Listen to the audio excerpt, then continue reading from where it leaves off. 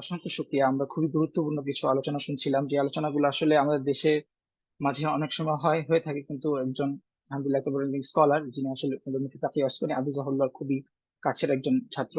আপনারা নিশ্চয়ই সবাই মুফতি তাকি ওসমানী আবু জাহল্লাহকে চিনেন আশা করি। আমি আর অতিরিক্তভাবে পরিচয় দেওয়ার প্রয়োজন বোধ করছি না। এই মুহূর্তে আমি চলে যাচ্ছি সরাসরি আমাদের আরেকটা কনসালটেন্সি আমাদের কো ফাউন্ডার ডক্টর মুফতি ইউসুফ আবু জাহল্লার কাছে। তো আপনার আলহামদুলিল্লাহ আমাদের ইতিমধ্যে আমাদের এখানে 35 জন ছাত্র আমাদের পার্টিসিপেন্ট যুক্ত হয়েছেন। হয়তোবা বেশিরভাগই আমাদের রেজিস্টার্ড এবং লাইভ তো চলছে আলহামদুলিল্লাহ। তো আমি এই মুহূর্তে আমাদের সাহেবের কাছে একটি প্রশ্ন করতে চাই, সেটি হচ্ছে যে ইসলামিক ব্যাংকিং কোর্স কিংবা এই ধরনের এই সংক্রান্ত জ্ঞান কিংবা এই ধরনের কোর্স আমাদের জন্য আসলে কেন প্রয়োজন? আমরা তো সাধারণত একজন জেনারেল মানুষের জন্য কেন প্রয়োজন, এবং একজন যারা প্রফেশনাল যারা আছেন তাদের জন্য অনেক দেখা যায় যে অনেক প্রফেশনাল প্রশ্ন করেন যে আমরা তো ইসলামী ব্যাংকিং করেই থাকি, আমাদের জন্য কেন এই কোর্সটি প্রয়োজন? তো সেই আন্দাজে যদি শাহেক আমাদের কিছু দিতেন জি, ইনশাআল্লাহ। শুক্রিয়া। আসসালামু আলাইকুম রহমতুল্লাহ বরকাতু। আলহামদুলিল্লাহ রাব্বিল আলামিন ওয়াসসালাতু ওয়াসসালামু আলা মুহাম্মাদিন সাইয়্যিদিল মুরসালিন ওয়া আলা আলিহি আজমাইন। আমি আমার একটু ছোট্ট একটি কথা স্লাইডে নিয়ে আসছি, যেন আমাদের কথাগুলো একটু বোঝানো হয়। আসলে শেখ মুফতি ইরশাদ আহমদ এজাজ মাশাআল্লাহ খুব চমৎকার ভাবে অনেকগুলো গুরুত্বপূর্ণ পয়েন্ট আমাদের তুলে ধরেছেন। আমি হয়তো কিছু কিছু পয়েন্ট আমার আলোচনাতেও রিপিট করবো ইনশাআল্লাহ। প্রথমে আমি একটি বিষয় ক্লিয়ার করতে চাই যে যখন আমরা ইসলামিক ব্যাংকিং বলি তখন আসলে আমরা কি মিন করি, আমরা এটাকে কেন ইসলামিক বলি? মানে ইসলামিক মানে কি এটা এমন যে এখানে ব্যাংকিং করা মানে অনেক ফজিলতপূর্ণ, অথবা এখানে আমি ব্যাংকিং করলেই আমার সব হয়ে যাচ্ছে, মানে ব্যাংকে আমার একটা অ্যাকাউন্ট খুললেই সব হয়ে যাচ্ছে, বিষয়টা কি এরকম আমরা ইসলামিক বলতে বুঝাই? আসলে কিন্তু বিষয়টা এটা না। আমরা ইসলামিক বলতে আসলে বোঝাচ্ছি কনভেনশনাল বা সুদি এই এই যে ব্যাংকিং সিস্টেম, এটার বিপরীতে এই ওয়ার্ডটাকে ইউজ করছে। ঠিক যেমন হারাম খাবারের বিপরীতে আমরা বলি কি হালাল, হালাল খাবার। এটা যখন আপনি দেশের বাইরে আপনারা যারা আসছেন বা গিয়েছেন দেখবেন অনেক খাবার হালাল সার্টিফাইড। গত কিছুদিন আগে একটা ইন্টারনাল গ্রুপে বেশ তর্ক হচ্ছিল। আমাদের বেশ কিছু প্রফেসর ছিলেন, বিভিন্ন দেশের প্রফেসর লেভেলের, ডক্টর লেভেলের, অর্থাৎ অত্যন্ত হাইলি ইন্টেলেকচুয়াল, বাট ওনারা খুব আর্গুও করছিলেন যে আচ্ছা, একটা পানির মধ্যে কেন হালাল লিখতে হবে, পানি কেন হালাল সার্টিফাই হতে হবে? বা ধরেন আম, একটা এমন একটা জিনিস যেটা সাধারণত হালাল, ফর এক্সাম্পল খেজুর, খেজুর হালাল, খেজুর তো হালাল, এখানে তো নন হালাল কিছু হবে, যে কোনো ফ্রুটস, কিন্তু ওইখানে কেন আমার হালাল সার্টিফাই করতে হবে? এর অর্থই না যে আহ, আমার এর বাহিরে যেগুলো আছে সবগুলাই হারাম, বরং ওই হালাল সার্টিফিকেশন দিয়ে আসলে সার্টিফায়াররা এটা বোঝানোর চেষ্টা করেন, এটা হলো যে এই যে প্যাকেজটা করা হচ্ছে খেজুরের অথবা পানির, এর মাঝে কোনো নন হালাল ইনগ্রেডিয়েন্ট নেই। তা আমরা যখন Islamic banking, modern Islamic banking শুরু হয়, যেমন মুফতি ইরশাদ আহমদ এজাজ পাকিস্তানে তিনটা ফেজের কথা বলছিলেন, তিন generation, first generation, second generation, third generation. তো আমাদের যে ফার্স্ট জেনারেশন ছিল, ইভেন আমাদের দেশে ধরেন 1983-তে আমরা প্রথম ইসলামী ব্যাংক আমাদের দেশে শুরু হয়। এর আগে 1975-এ ইসলামিক ডেভেলপমেন্ট ব্যাংক বা আইডিবি বলে জানি, আইএসডিবি বলা হয় এখন, এটা শুরু হয়। এখন ওই সময় বা এর আগে পরে যখন কনসেপচুয়ালি যখন ইসলামিক ব্যাংকিং এর কথা হয়, যে চিন্তাটা আসলে কিছু, চিন্তাটা ছিল যে আমরা এমন একটা ব্যবস্থার কথা বলছি যেখানে ব্যাংকিং এর যে মূল আহ, আপনার প্রতিপাদ্য বা মূল যে অ্যাক্টিভিটি, সেটা হচ্ছে ইন্টারেস্ট বিয়ারিং অ্যাক্টিভিটি, সুদী অ্যাক্টিভিটি, সেটা থাকবে না। এবং আরো বিভিন্ন রকম যত হারাম আছে সেগুলো থেকে আস্তে আস্তে আমরা এটাকে ফিল্টার আউট করবো। ওনারা তখন ইসলামিক শব্দটা চুজ করেছে। নট নেসেসারিলি এই শব্দ নিয়ে আমার থাকতে হবে, পৃথিবীর অনেক দেশে ইসলামিক ব্যাংকিং বলা হয় না, কোথাও এথিক্যাল ব্যাংকিং বলা হয়, কোথাও পার্টিসিপেশন ব্যাংক বলা হয়, যেমন ইভেন ইভেন তুরস্কতে অন্য নামে ব্যবহার করা হয়, উইচ ইজ ফাইন। আমাদের দেশেও বা আমাদের এই অঞ্চলগুলোতে আমরা হয়তো একসময় ইসলামিক ব্যাংকিং বলবো না, এটা কোনো ইস্যু না। মূল বিষয়টা হলো, আমি যেটা বলার চেষ্টা করছি যে ইসলাম ব্যাংকিং মানে এটা না যে সবাই গিয়ে আমরা অ্যাকাউন্ট খুলবো আর আমার এটা অনেক ফজিলতপূর্ণ বিষয়, এরকম না। বরং যারা অলরেডি ব্যাংকিং সিস্টেমে আছে, যাদের ব্যাংকিং করতে হচ্ছে, তারা যেন সুদমুক্ত হয়ে ব্যাংকিং করতে পারে। অনেক খাবার আছে বাজারে আমরা কিন্তু খাই না, কিন্তু আমরা খাই না বলে এটা হালাল হওয়া লাগবে না এরকম না, যারা খাচ্ছে তারা যেন হালাল খেতে পারে। ইসলামী ব্যাংকিং এর ক্ষেত্রে রিজনিংটা সেরকম, বিশেষ করে যেহেতু বর্তমান সময় আপনার ব্যাংকিং ব্যবস্থাটা আমাদের অনেক রকম অ্যাক্টিভিটিতে ওতপ্রোতভাবে জড়িত হয়ে গেছে। ন্যাশনাল লেভেল তো বটেই, জাতীয় পর্যায়ে তো অবশ্যই, এমনকি আমাদের ইন্টারন্যাশনাল ট্রেড লেভেলে অনেক কিছু ইম্পোর্ট করে নিয়ে আসে। আপনারা প্রত্যেকেই যদি দেখেন যে আমাদের বাসাতে যেই পণ্যগুলো আছে, একদম টুথপেস্ট থেকে শুরু করে জুতো, তারপর আপনার আমাদের পরনের জামা কাপড়, আমাদের প্রসাধনী, কসমেটিক্স, শ্যাম্পু, সাবান, তারপর এমনকি আমাদের আমরা যা রান্নাঘরে যা খাচ্ছি, পেঁয়াজ, তারপর ডাল, অনেক কিছুই হয়তো দেখা যাবে যে আমাদের দেশীয় না, এগুলো বাইরে থেকে আসে। ইন্টারন্যাশনাল ট্রেড ফ্যাসিলিটেশনের জন্য ব্যাংকিং সিস্টেমটা এখন নির্ভরযোগ্য হয়ে গেছে। তাহলে আমি যেটা বলার চেষ্টা করছি সেটা হলো, ইসলামিক ব্যাংকিং বলার উদ্দেশ্য এই না যে আমরা ব্যাংক ব্যবস্থাকে প্রমোট করছি, রাদার আমরা বলার চেষ্টা করছি যারা ব্যাংকিং করছে, করতে হচ্ছে, তারা যেন রিবা মুক্ত ভাবে, হারাম মুক্ত ভাবে, রিবা হচ্ছে একটা কম্পোনেন্ট, একটা কম্পোনেন্ট, কিন্তু এটাই একমাত্র না, আরো অনেক হারাম আছে যেগুলো থেকে ব্যাংকিং সিস্টেমকে বের করে আনার নাম হচ্ছে ইসলামিক ব্যাংকিং। আচ্ছা, এখন প্রশ্ন আসতে পারে আর কি হারাম আছে, সুদই তো একমাত্র হারাম? না ভাই, একটা ব্যাংক ব্যবস্থা কি করে? ফাইন্যান্স করে, এক জায়গা থেকে টাকা ডিপোজিটর থেকে নেয়, নিয়ে অন্য জায়গায় সে দেয়। মূল অ্যাক্টিভিটি তো এটা, এর বাইরে আরো অনেক অ্যাক্টিভিটি আছে। এই যে সে আরেকজনকে টাকা দিচ্ছে, এই জায়গায় আমরা যখন ইসলামিক ওয়েতে করার চেষ্টা করি, ইসলাম আবারও বলছি শরিয়া কমপ্লায়েন্ট ওয়েতে, অর্থাৎ হারাম গুলোকে ফিল্টার করে আমরা এটা করার কথা বলছি। তো যখন আমরা ইসলামিক ইয়াতে করবো, তখন কিন্তু আমি টোব্যাকো কোম্পানিকে ফাইন্যান্স দিতে পারবো না, সিগারেট তৈরি করে তাকে আমি ফাইন্যান্স দিতে পারবো না, সে মুভি বানায় আমি তাকে ফাইন্যান্স দিতে পারবো না, আর সে ক্লাব তৈরি করে, অমুক ক্লাব সমুক ক্লাব, তাকে ফাইন্যান্স দিতে পারবো না, হোটেল তাকে ফাইন্যান্স দিতে পারবো না। এরকম অনেকগুলো ক্যাটাগরি আছে, বিজনেস ক্যাটাগরি, যেখানে আমরা তাকে ফাইন্যান্স দিতে পারবো না। একইভাবে আমরা স্টক মার্কেটে ইনভেস্ট করি, সেখানেও অনেকগুলো ক্রাইটেরিয়ার ভিত্তিতে আমরা ইনভেস্টমেন্ট করবো। তারপর আপনার যে প্রোডাক্ট গুলো নিয়ে আসবো, সেই প্রোডাক্ট গুলোর ক্ষেত্রে, প্রোডাক্ট ডিজাইন, প্রোডাক্ট স্ট্রাকচারিং এর ক্ষেত্রে আমাদের অনেকগুলো কনসিডারেশন থাকবে। তাহলে শুধুমাত্র রিবা বা সুদ থেকে বের আসছি না, সুদ একটা বড় ডোমেইন, একটা অনেক বড় বিষয় যেখান থেকে আমরা বের হওয়ার চেষ্টা করছি, but that's not the only one.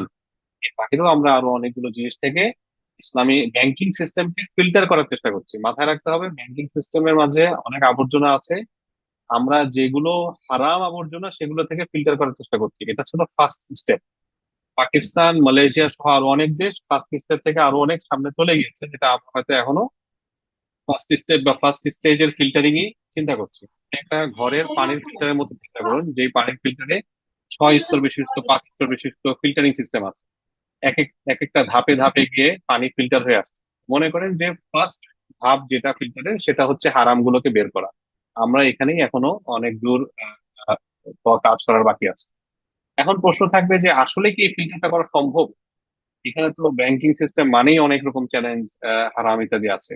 অবশ্যই আছে, কিন্তু হারাম যেগুলো শরিয়ার দৃষ্টিকোণ থেকে, যেগুলো হারাম, হারাম যখন আমরা বলি, এটার একটা মেথোডোলজিক্যাল গ্রাউন্ড আছে, আমরা যেটাকে বলি উসুল ফিকহ। এটা প্রত্যেকটা ডিসিপ্লিনের, প্রত্যেকটা সায়েন্সের মেথোডোলজি আছে। ধরেন একজন টিউমারকে যে কোনো টিউমারকে, মুখে ঘা হয়েছে, এটাকে বলছে ক্যান্সার। এখন আপনি বলছেন ক্যান্সার কেন বলছেন, উনি বলছেন যে আরে ক্যান্সার মানে কি, ঘা, এটাও একটা ঘা, কাজে এটা ক্যান্সার। তাহলে এটা হাস্যকর হবে না? অবশ্যই হবে, বিকজ আমি এটাকে ক্যান্সার বলার জন্য এটার একটা ম্যাথোলজিক্যাল গ্রাউন্ড আছে, এটার একটা সুনির্দিষ্ট পদ্ধতির ভিত্তিতে, সিস্টেমের ভিত্তিতে আমি এটাকে ক্যান্সার ঘোষণা করবো। শরিয়াতে আমি কোনটাকে হারাম বলবো, কোনটাকে বলবো না, এটার সুনির্দিষ্ট গ্রাউন্ড আছে। এবং এটা ওভার দ্য লাস্ট 14 সেঞ্চুরিজ, 1400 বছরে অসংখ্য ফুকাহায়ে কেরাম, অসংখ্য উসুলিয়িন এই মেথড গুলোকে ফার্নিশ করেছেন, ঝালাই করেছেন, রিফাইন করেছেন, ঝালাই করেছেন, রিফাইন করেছেন, এরপর আমাদের কাছে এসেছে। তো আমি যে কথাটা বলার চেষ্টা করছি সেটা হচ্ছে যে ব্যাংকিং কে আমি হয়তো পুরোপুরি আপনার পরিচ্ছন্ন করতে পারবো না, কিন্তু হারাম মুক্ত করতে পারবো। এখন প্রশ্ন আসবে যে হারাম মুক্ত করা দরকার কিনা। এটা কিন্তু ওই যে মুফতি এরশাদ সাহেব, উনি ওনার একটা কথায় চমৎকার বলেছেন যে রিসেন্টলি আপনারা হয়তো জানেন যে পাকিস্তানে অনেক আগেই আপনার ইন্টারেস্ট ফ্রি ব্যাংকিং সিস্টেমকে সুপ্রিম কোর্টে নিষেধ করা হয়েছে, এবং সেটা মুফতি তাকি ওসমানী হাফিজুল্লাহ ওই সময় যাচ্ছিলেন এবং উনি রায়টা দিয়েছিলেন। কিন্তু সেটা অনেক ডিসপিউট হয়, ডিসপিউট হয়, ডিসপিউট হয়, রিসেন্টলি এটা ফাইনালি আবার সুপ্রিম কোর্ট এটাকে আপনার বহাল রাখে। তো এইখানে তারা দেশের অনেক আলেমদেরকে নিয়ে আসছিল যে ঠিক আছে, আমরা ইসলামী, আমরা কনভেনশনাল ব্যাংকিং বাদ দিয়ে দিলাম, এখন আপনারা বলেন যে আমরা হালাল কি করতে পারি, হালাল কি উপায় থাকতে পারে। তখন যেই আলেমরা আহ, তথাকথিত ইসলামী ব্যাংকিং এর সমস্যার কারণে, ইসলামী ব্যাংকগুলোর সমস্যার কারণে এর বিরোধিতা করছিলেন, ওনারাও তখন আহ, প্রচলিত ইসলামী ব্যাংকিং কে এটার অল্টারনেটিভ বলেছেন। কেন?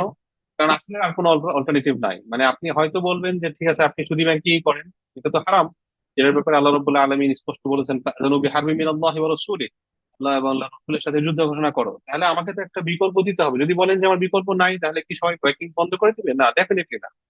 তাহলে আমরা অ্যাটলিস্ট ফার্স্ট স্টেজে হারাম থেকে বের হয়ে আসতে পারি।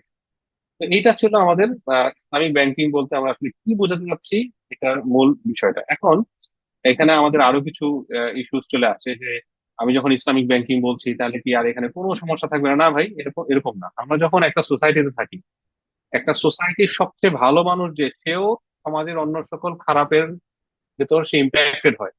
ধরেন একটা একটা একটা সোসাইটিতে হঠাৎ করে আমি যদি প্রাকৃতিক দুর্যোগের কথা বলি, ধরেন একটা প্রাকৃতিক দুর্যোগ হলো, তাহলে সবচেয়ে ভালো বা ঘর যার, সে কি এটাতে ইম্প্যাক্টেড হবে না? সেই দুর্যোগের দ্বারা প্রভাবিত হবে না? অবশ্যই হবে। সোসাইটিতে যখন আযাব আসে, সেই আযাবে কেউ কি এখান থেকে পার পেয়ে যাবে? না, সেই সোসাইটির সবাই সেখানে আযাবের মাঝে নিমজ্জিত হবে। আমাদের পুরো ইকোনমিতে এখন সমস্যা যেগুলো চলছে, যে কোনো ব্যাংকিং সিস্টেমে যে সমস্যা চলছে, ইসলামিক ব্যাংকিং গুলোতেও কম বেশি একই সমস্যা আমরা হয়তো দেখবো। এখন অন্য জায়গায় করাপশন হচ্ছে, আনফরচুনেটলি দুঃখজনক ভাবে এখানেও করাপশন আমরা দেখতে পাচ্ছি। এখানে আপনার কর্পোরেট গভর্নেন্স যেটাকে আমরা বলি ল্যাক হচ্ছে। আনফরচুনেটলি ইসলামী ব্যাংকিং এর ভিতর ল্যাক হচ্ছে, কারণ এটা একটা ন্যাশনাল ইস্যু, এটা একটা এখন জাতীয় পর্যায়ের ইস্যু হয়ে দাঁড়িয়েছে।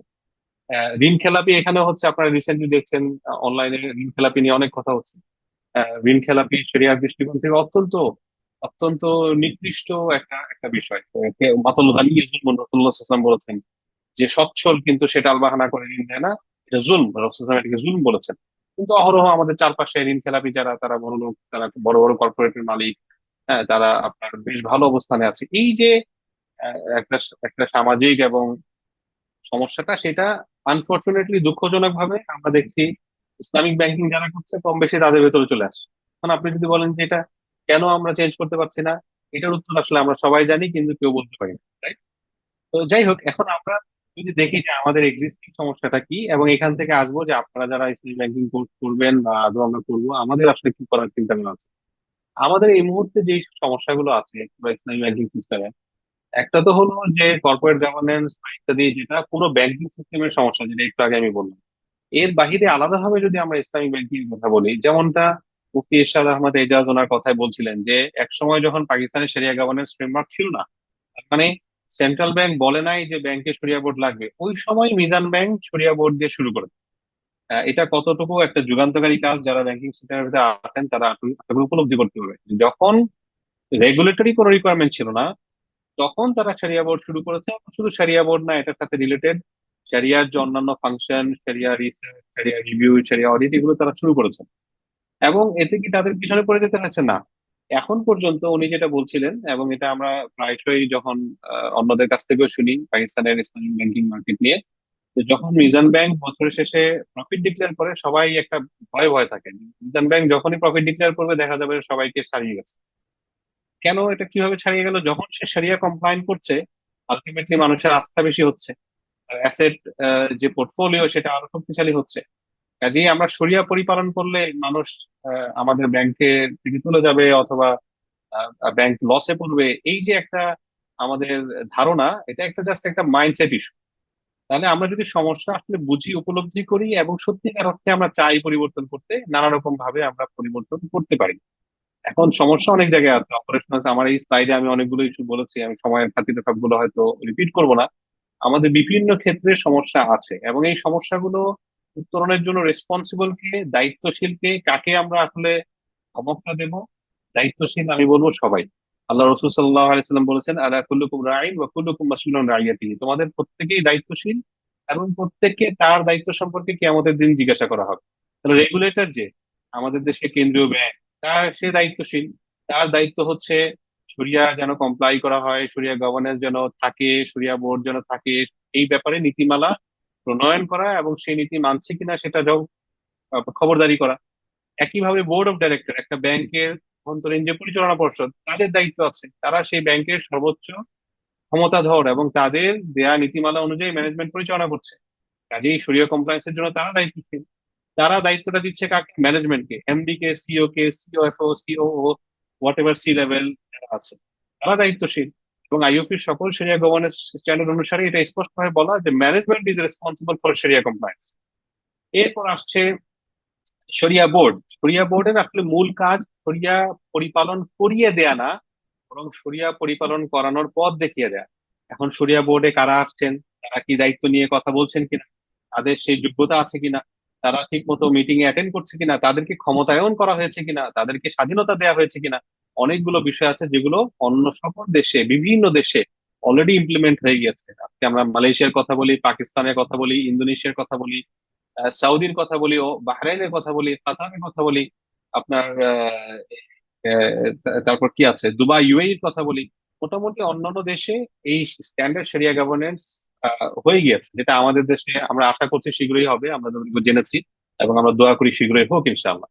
একইভাবে যারা বিভিন্ন ডিপার্টমেন্ট হেড করছেন, যারা একেবারে mid level, junior level officer, কেউই দায়িত্বে বেরিয়ে যেতে পারেন না, কারো এটা কথা বলার নাই, সুযোগ নেই যে আমি তো কিছু করার নাই ভাই, এটা তো ম্যানেজমেন্ট জানে না। আমার যে দায়িত্ব, সেই জায়গায় শরিয়া পরিপালন হচ্ছে কিনা, কিভাবে করব, এই দায়িত্ব আমার। আল্লাহ রাব্বুল আলামিন আমাকে সেটা সম্পর্কে জিজ্ঞাসা করবেন। ওই দায়িত্ব পালনের পর আমি যদি উপরের লেভেলে ইনফ্লুয়েন্স করতে পারি যে স্যার আমার এই জায়গাটায় এইটা ইমপ্লিমেন্ট করা দরকার, আমার মনে হয় আপনার দ্বারা হচ্ছে না, বা এটা কিভাবে করা যায়, এটাই ইহসান হবে, এটা ভালো হবে। কিন্তু এর জন্য আমি জিজ্ঞাসিত হব না, জিজ্ঞাসিত হব আমি আমার জায়গায় কতটুকু করেছি এবং আমার অধীনস্থ যারা, তাদের কাছে আমি কতটুকু ইমপ্লিমেন্ট করেছি। উপরের বেলায় হচ্ছে আমি দাওয়াত দেব, তাদেরকে ইনভাইট করব, তাদেরকে আমি আহ্বান করব, can you please make the change, can, আপনি কি পরিবর্তনটা করতে পারেন, আমাকে হেল্প করতে পারেন। কিন্তু আমি এবং আমার অধীনস্থ সম্পর্কে আল্লাহ আমাকে জিজ্ঞাসা করবেন। একইভাবে যারা কাস্টমার, তারা যদি বলে যে আমি তো আসলে জানি না, আমি তো, ব্যাংক আমাকে যে কাগজ দিয়েছে ভুয়া কাগজ, ওই ওই ভুয়া কাগজে আমি সাইন করে লোন নিয়েছি না, আল্লাহ আমাকে জিজ্ঞাসা করবেন। কারণ ব্যাংকগুলোর সাথে যখন আমি মুরাবাহার লেনদেন করছি, এই মুরাবাহার লেনদেনের একটা পক্ষ আমি, চুক্তির একটা পক্ষ আমি, চুক্তির উভয় পক্ষ চুক্তির ব্যাপারে জিজ্ঞাসিত হবে। আমি যদি ফেক ডকুমেন্ট সাইন করে আমি লোন নিয়ে নেই, লোন বলতে ফাইন্যান্স নিয়ে নেই, কোনো গাড়ি আসলে কিনি নাই, কিন্তু গাড়ির সকল ভুয়া কাগজপত্র সাইন করে আমি গাড়ি কিনে ফেলেছি, গাড়ির টাকা নিয়ে ফেলেছি, আল্লাহ রাব্বুল আলামিন কি খালি ওই ব্যাংকারকে জিজ্ঞাসা করবেন? না, আমাকে জিজ্ঞাসা করবেন। আমরা দুইজন মিলেই চুক্তিটা করেছি, তাই না? কাজেই এই রিবাউই চুক্তির জন্য আমরা দুইজনেই জিজ্ঞাসিত হব। আমরা যারা ডেপোজিটর, আমরা যদি বলি যে আমার তো ভাই কিছু করার নাই, আমি তো খালি টাকা জমা দেই আর টাকা নিয়ে আসছি, আমি খেটে খাওয়া মানুষ, ভুল কথা। আমি টাকা জমা দিচ্ছি কি হিসেবে? মোদারাবা হিসেবে। আমাদের দেশে ইসলামী ব্যাংকগুলোর সেভিংস অ্যাকাউন্ট, ডিপোজিট, আপনার ফিক্সড ডিপোজিট, সকল অ্যাকাউন্ট, এমপিডি অ্যাকাউন্ট গুলো মুদারাবার ভিত্তিতে করে। মুদারাবা মানে কি? মুদারাবা মানে হচ্ছে ব্যাংকগুলোতে আমি একটা প্রফিট শেয়ারিং ইনভেস্টমেন্ট হিসেবে অ্যাকাউন্টে রাখছি। এটা আমি যদি বলি যে আমি ভাই কিছু জানি না, এগুলো আমি জানি না, ভুল কথা। আপনি ব্যবসা জানেন, আপনি কোথায় টাকা রাখতে হয় এটা জানেন, আপনি 1 টাকা হারায় গেলে সেটা আপনি খুঁজে বের করার চেষ্টা করেন, কাউকে লোন দিলে তাকে ফোন দিয়ে গালাগালি করেন। আর ব্যাংকের সাথে যখন আপনি মুদারাবা করছেন, এটা আপনি জানেন না। অবশ্যই এখানে আল্লাহ রাব্বুল আলামিন কিয়ামতের দিন দিবেন। তার মানে কি, every one of us R responsible. এই জন্য পরের স্লাইডে আমি দিয়ে আসছি ইউ, আপনি, আমি, আমরা সবাই এই ব্যাপারে দায়িত্বশীল। আমরা যদি এখানে একজন বলি যে আমি এটা জানি না, আমি বিকাশে টাকা রাখতে জানি না সুদ আসে কিনা, আমি এটা জানি, এই না জানা কোনো এক্সকিউজ না। এই না জানা হচ্ছে গাফলা। গাফলা মানে হচ্ছে নেগলিজেন্স, অবহেলা, যেটার ব্যাপারে আল্লাহ রাব্বুল আলামিনের কাছ থেকে ছাড় পাওয়ার আশা করাটা বোকামি। অনেকটা এমন, ফজরের সময় আমি ঘুমিয়ে আছি আর আশা করলাম কি আল্লাহ মাফ করেই দিবেন। ভাই কেন মাফ করবেন আপনাকে? Who are you? Why should he forgive? আল্লাহ যদি মাফ করে, তাকে পান, এটা তার রাহমা আমাদের উপর। কিন্তু এটা আদল না, এটা জাস্টিস না। আমি আল্লাহ তাআলার কাছে বাই ডিফল্ট আশা করতে পারি না মাফ করেন। হ্যাঁ, আমি যদি কান্না কাটি করে তওবা করে মাফ চাই, ডিফারেন্ট স্টোরি। আমি গুনাহ করতে থাকলাম, নাউজুবিল্লাহ, জিনা করলাম, পরকিয়া করলাম, ঋণ খেলাপি করলাম, টাকা মেরে দিলাম, আর ভাবলাম ঘুমিয়ে ঘুমিয়ে আল্লাহ তো আমাকে মাফ করে দিবেন। কেন? আমি হজ করে আসছি, মাদ্রাসায় দান করছি না। That's not how it works. আল্লাহ রাব্বুল আলামিনের কাছে আমি যদি মাফ পাইতে চাই, যদি সেটা বান্দার হক হয়, আমি কোনো ব্যাংকের টাকা নিয়ে মেরে দিয়েছি, মানুষের টাকা নিয়ে মেরে দিয়েছি, দুর্নীতি করেছি, পাবলিকের মানি নিয়েছি, 20 কোটি মানুষের টাকা হাতিয়েছি, 20 কোটি মানুষের কাছে আমাকে মাফ চাইতে হবে, পেপারে দিয়ে, পত্রিকায় দিয়ে। হ্যাঁ, তারপর আল্লাহ রাব্বুল আলামিনের কাছে আমি তওবা করবো।